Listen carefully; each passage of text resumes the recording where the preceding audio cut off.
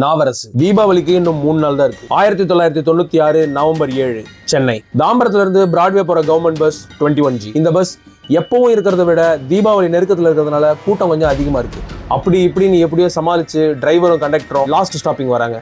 பஸ்ல இருக்க பேசஞ்சர் எல்லாம் இறங்கிட்டாங்க. இருந்தும் லாஸ்ட் சீட்ல ஒரு சூட்கேஸ். அந்த சூட்கேஸை பார்த்த டிரைவரும் கண்டக்டரும் அதை யாரோ மறந்துட்டு போயிருக்கணும். அதை எடுத்து யாரோடதுன்னு பார்த்து கொடுத்துடலான்ற ஐடியால டிரைவரும் கண்டக்டரும் அந்த சூட்கேஸ் கிட்ட போறாங்க. கிட்ட போன டிரைவருக்கும் கண்டக்டருக்கும் கெட்ட வாடை அடிக்குது. சந்தேகத்தோட அதை ஓபன் பண்ணி பார்க்கும்போது டிரைவருக்கும் கண்டக்டருக்கும் காத்திருந்த பேரதிர்ச்சி. பயத்துல உறைஞ்சு போறாங்க. சூட்கேஸ்குள்ள கை, கால், தலைன்னு எல்லா உடல் உறுப்பும் வெட்டப்பட்ட ட்ரோசோ இருக்கு. இதை பார்த்த டிரைவரும் கண்டக்டரும் சில நிமிஷங்களுக்கு என்ன பண்றதுன்னு தெரியாம உறைஞ்சு போறாங்க. கொஞ்ச நேரத்துல ரியலைஸ் பண்ணி பக்கத்துல இருந்த போலீஸ் ஸ்டேஷனுக்கு கால் பண்ணி இன்ஃபார்ம் பண்றாங்க. வந்த போலீஸ் பாடியை ரெக்கவர் பண்றாங்க.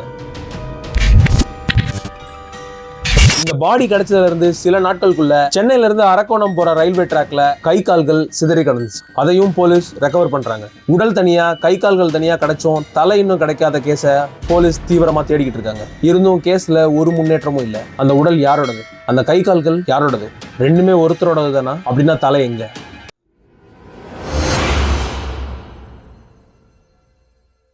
இதை போலீஸ் தீவிரமா தேடிக்கிட்டு இருக்கும் போதே சிதம்பரத்துல இருக்க ராஜா முத்தையா மெடிக்கல் காலேஜுக்கு பேக் சைடுல இருக்க குளத்துல அழுகுன நிலைமையில ஒரு தலையை கண்டுபிடிக்கிறாங்க. பஸ்ல கிடைச்ச ட்ரோசோ, ரயில்வே ட்ராக்ல கிடைச்ச கை கால்கள், காலேஜ் பேக் சைடுல இருக்க குளத்துல கிடைச்ச தலை, தனித்தனியா இருந்த இந்த 3 கேஸும் ஒரே கேஸ் ஆகுது. இந்த தலை, பாடி, கை கால் இது எல்லாம் அதே காலேஜ்ல ஃபர்ஸ்ட் இயர் மெடிசன் படிக்கிற பொன்னாவரசோடது. யார் இந்த பொன்னாவரசு? அவரை கொன்னது யாரு? இதோட பின்னணி என்ன?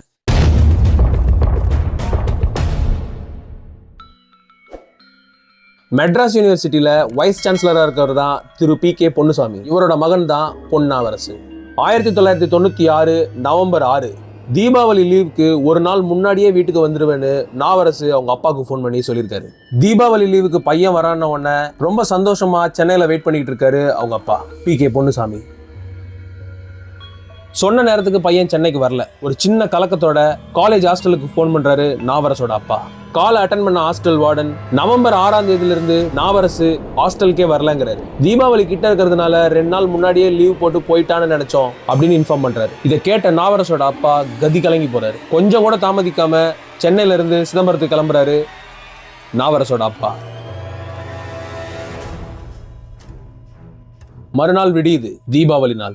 1996 நவம்பர் 10 சிதம்பரம். ஹாஸ்டல் வந்த நாவரசோட அப்பா நாவரசோட ரூமை பார்க்க போறாரு. ரூம் பூட்டி இருக்கு. பூட்டை உடைச்சு உள்ள போய் பார்த்தா போட்டது போட்டபடியே அப்படியே இருக்கு. ஹாஸ்டல் ரூம் இருக்கிறத வச்சு நாவரசு காலேஜையும் ஹாஸ்டலையும் விட்டு எங்கேயும் போலன்னு ஒரு முடிவுக்கு வராங்க. நாவரசு ஊருக்கும் வரல, ஹாஸ்டல்லையும் இல்லை. நாவரசு எங்க போனா? திரு PK பொன்னுசாமி சிதம்பரம் அண்ணாமலை நகர்ல இருக்க போலீஸ் ஸ்டேஷன்ல உடனே ஒரு கம்ப்ளைண்ட் ஃபைல் பண்றாரு. போலீஸோட தேடல் மும்மரமா போய்கிட்டு இருக்கும்போது நாவரசு படிச்சுக்கிட்டு இருந்த காலேஜோட பேக் சைடுல இருக்க குளத்துல இருந்து பாலித்தீன் கவர்ல சுத்தி இருந்த ஒரு மனுஷனோட தலையை கண்டுபிடிச்சு எடுக்கிறாங்க. கிடைச்சது யாரோட தலை, வெட்டினது யாரு? இதையெல்லாம் போலீஸ் விசாரிச்சுக்கிட்டு இருக்கும் போதே மன்னார்குடி மேஜிஸ்ட்ரேட் ஆபீஸ்ல இருந்து ஒரு நியூஸ். அதே காலேஜ்ல ஃபைனல் இயர் படிக்கிற ஜான் டேவிட் என்ற ஸ்டூடெண்ட் எனக்கும் இந்த கொலைக்கும் எந்த சம்பந்தமும் இல்லைன்னு மன்னார்குடி மேஜிஸ்ட்ரேட் ஆபீஸ்ல சரண்டர் ஆகிறான். இதே சமயத்துல சென்னையில பஸ்ஸுக்குள்ள இருந்த சூட்கேஸ்ல கிடைச்ச பாடியும், ரயில்வே ட்ராக்ல கிடைச்ச கை கால்களும், இந்த தலையும் இதே காலேஜ்ல ஃபர்ஸ்ட் இயர் படிக்கிற பொன்னாவரசோடதுன்னு போலீஸ் கண்டுபிடிக்கிறாங்க. நாவரசை பத்தி போலீஸ் விசாரிக்கும் போது கடைசியா அவனை ஹாஸ்டல்ல ஜான் டேவிட் கூட தான் பார்த்தேன்னு ஹாஸ்டல்ல இருந்த ஸ்டூடெண்ட் சொல்லியிருக்காங்க. இதனால 1996 நவம்பர் 18 ஜான் டேவிட்டை போலீஸ் கஸ்டடியில் எடுக்கிறாங்க. ஆரம்பத்துல நாவரசு யாருன்னே தெரியாதுன்னு சாதிச்ச டேவிட் ஒரு வாரம் கூட தாங்கல. போலீஸோட ட்ரீட்மெண்ட்னால எல்லா உண்மையும் ஒத்துக்கிறான். என்ன உண்மை? ஜானுக்கும் நாவரசுக்கும் என்ன?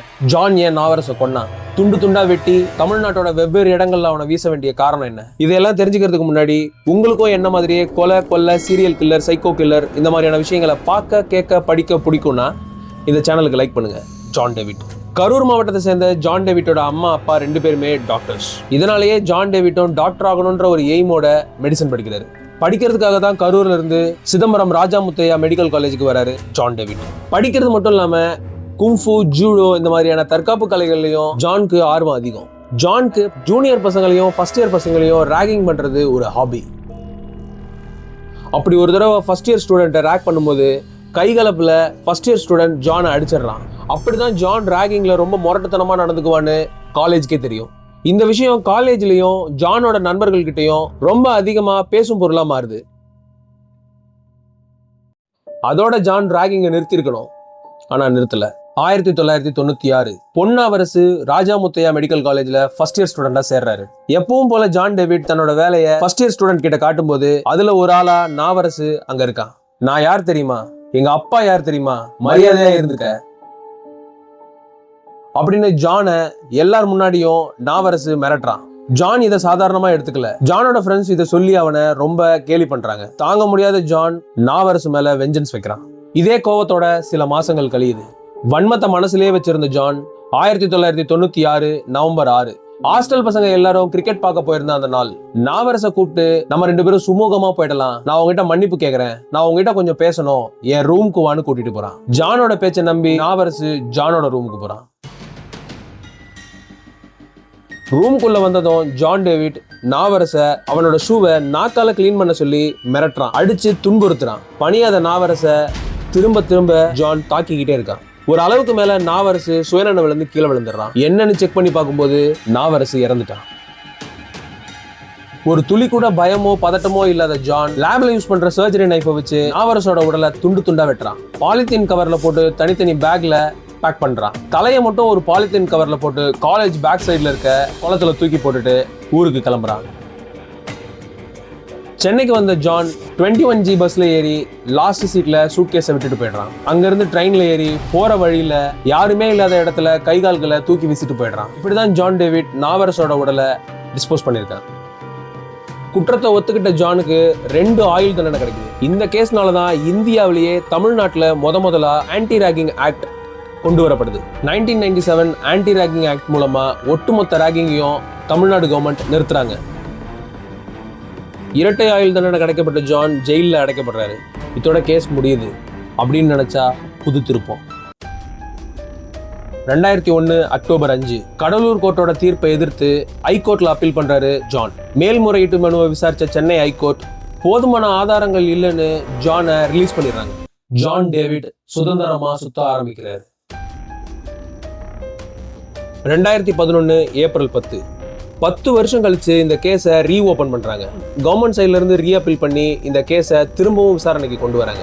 ஆனா John David missing. Cuddalore police திரும்பவும் ஜானை தேட ஆரம்பிக்கிறாங்க. இந்த 10 வருஷத்துல அவர் திருந்தி சர்ச் ஃபாதர் ஆகி ஆஸ்திரேலியா போயிட்டாருன்னு ஒரு ரூமர் இருக்கு. ஆனா அதை நம்பாத கடலூர் போலீஸ் தமிழ்நாடு முழுக்க ஜானை தேடுறாங்க. 2011 ஏப்ரல் 24 எப்படியும் போலீஸ் தன்னை பிடிச்சிருவாங்கன்னு தெரிஞ்சதுக்கு அப்புறம் சென்னை அடையாறுல இருக்க போலீஸ் ஸ்டேஷன்ல ஜான் டேவிட் சரண்டர் ஆகிறாரு. ராகிங் மர்டருக்காக கொடுக்கப்பட்ட சென்டென்ஸ் கொடுக்கப்பட்டது தான் ஃபைனல் பண்றாங்க. சென்னையில இருக்க புழல் சிறையில அடைக்கப்படுறாரு.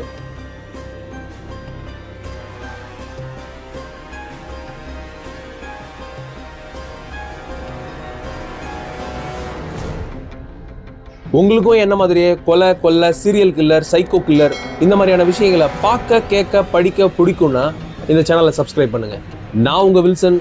இதே மாதிரி அடுத்த வீடியோல நான் உங்களை பார்க்குறேன்.